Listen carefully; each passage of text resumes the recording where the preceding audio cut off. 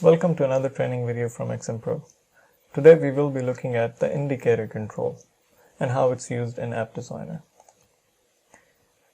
So you can see that I have a blank page here, and in the toolbox under Basic there is a control called Indicator. If I drag that around, it just displays a black circle.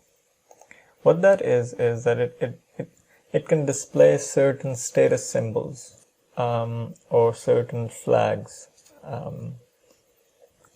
It has a few appearance configuration options, starting with text. You can decide what text it should display, which can of course be bound to a data source or be static. For example, I want to display number 10 inside it. You will see that it is now displaying number 10. I'll just increase its size for the visibility purpose, and then I will proceed with the rest of the options. So let me increase the size, and as you can see, it has now increased the diameter of that circle. Another option we have is to change the mode. Should it be a circle or a triangle? You can choose that. And triangle has its own sizing options, like that. I'll quickly give it a better color so that it's more visible for you. There we go. So if we choose triangle, we also have the option of choosing the direction, which can be up, right, or down.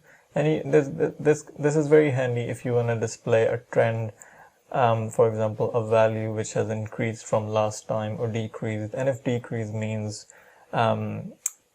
something wrong, then you would make it a red color and show a triangle facing downwards next to a control or a number or any other metric. So those are a few of the options here. I'll switch back to the circle. Now, the other option you will see over here is that I can choose where it should appear on the screen.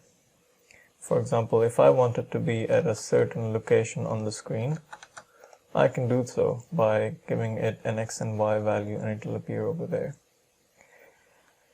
This is very handy if you want to create some sort of an image map or a HMI view. You would also notice that all these options are boundable, so you can actually bind them to your data source if the data was actually coming from a data source. Now, let's jump into the action options.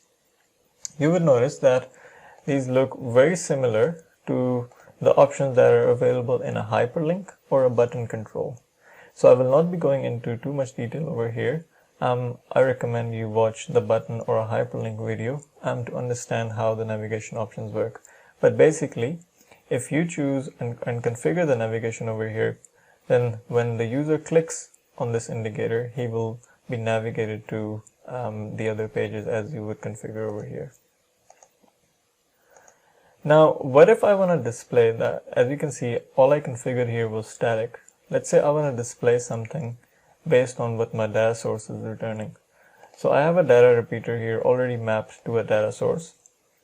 Let's go ahead and configure it to display some data,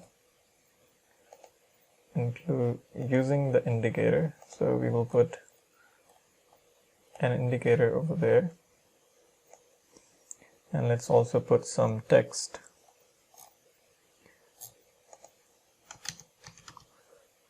Over there.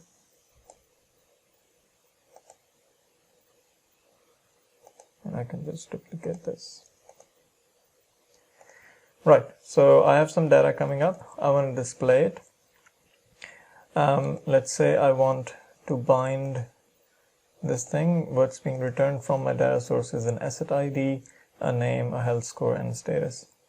So let's say I bind name over there, and I bind the health score over there, and lastly it is also returning me a status color, which I'm going to choose and bind over here.